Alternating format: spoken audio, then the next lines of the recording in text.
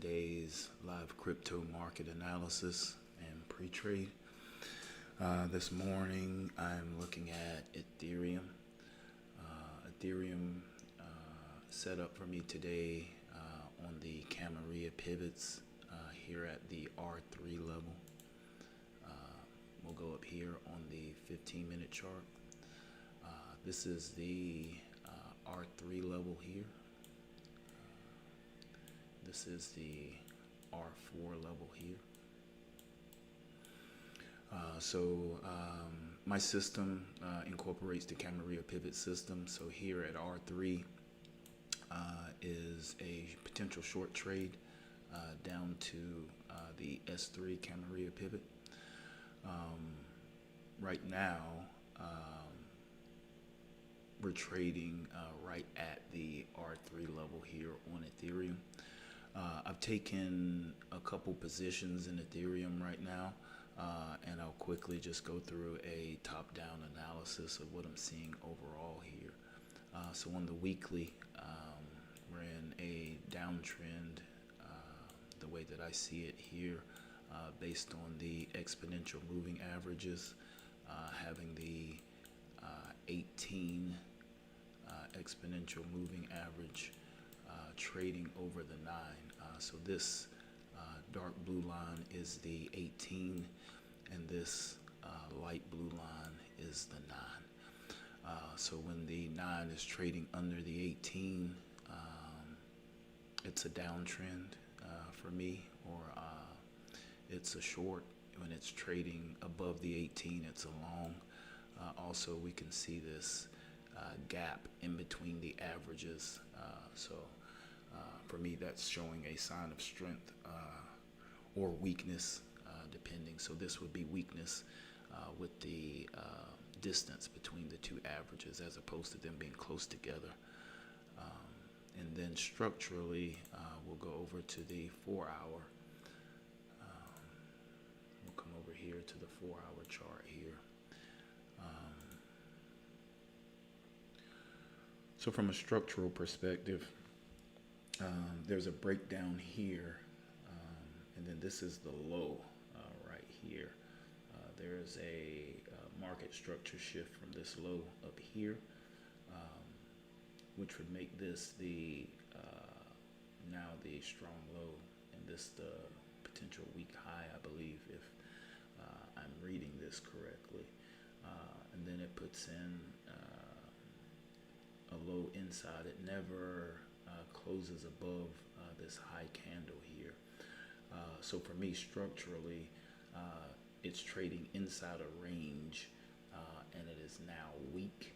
So let's say this being the range here, this being the high of the range, this candle right here with the wick at the top being the high of the range, and then this low here being the lower end of the range, and basically everything that's happening inside of this, I wouldn't technically call it a market structure shift or break of structure.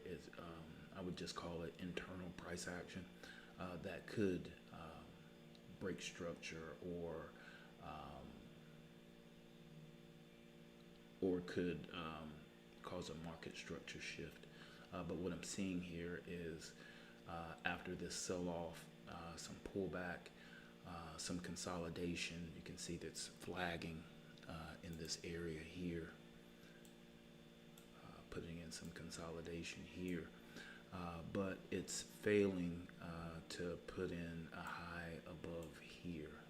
So it failed here, failed here, failed here, struggled here at this tip, and then here, and then opening up here at the R3 level, up here on the 15. These things are just showing weakness here. So we can see there's an order block put in right here, and then there's a retest of that order block. This came in, or at least this order block would have happened overnight my time, and then before I made it to my station, we can see the date changes right here in this candle for me, even though it is still the same day as far as in the crypto market. And then it pulls back. And if we go up to, if we pull a Fibonacci retracement tool, we can see here that it does pull back to the 50% level right here. So it pulls back beyond this 50% level. So this is ideally where I would have wanted to have gotten an entry here on Ethereum. But after missing it, waiting for it, I chased it a bit here with these two entries. I'll go in on the 1 minute and break down a little bit more. But then these later entries were much more ideal. I was just impatient and did not wait for them to set up properly, or I was just impatient and didn't let them come to me. So when I first got to Ethereum this morning, I was watching it right here in this area. So I was anticipating that this candle would come back and maybe test this candle here. So I had a limit order set for here. But when this candle failed and turned into this candle and then started to break down like it did here,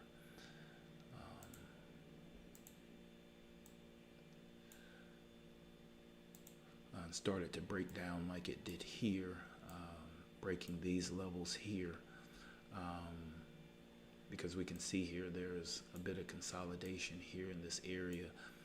Ideally, trading ranges and things like this, usually I find myself getting into positions commonly near consolidation or things like that. So even though it's not my preference, it's certainly not a problem, just the way that I trade. And now the price action is pretty much about right at where I took these two positions here. So after seeing this break down and potentially not pulling back, I then set my limit orders to here.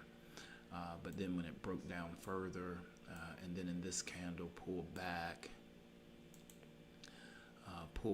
but didn't pull back as much in this candle, I went on and took the entry just in case with this candle it would continue through and break down below this level, which would be more of a chase for me, so I didn't want to do that. So I took one position here for today, which would be an R3 to an S3, just a day trade here, and also took a longer position or a longer position as far as in a trade off of the weekly chart instead of off of an intraday chart. I'll get into that trade here momentarily. I'll discuss my other two entries, which are day trades as well. So then we can see after I take these two entries, it's very common after I take an entry, price will go where I would like it to go originally. So if I want price to go somewhere, just get in and then it'll go where I want it to go. And it does so here. It pulls back. We can see this candle here pulls back to this level here at the open of this candle. And then the next candle does the same thing. So I take these entries here just because I'm able to get the entry that I want. So as far as in the R3, my R3 to S3 day trade, there are three positions that I've taken in it, and in my short-term trade, I took one position. So we'll pull up. So this is the day trade position here. So this right here is what we're talking about here, the R3 level, and this would be the S3 level here. So this would be the day trade for today. And then here on the weekly, I'll find my weekly trade is here. So this is the trade here on the weekly chart. So this trade idea is based on, let's get this over a little bit. Okay. This would be on a large institution attempting to gather liquidity down here under these this consolidation of candlesticks down here, this sell side liquidity that's down here. So this trade idea may take a few days to transpire. So to me, this would be my trade for the week. In addition to taking these smaller day positions here. But we'll see how it goes.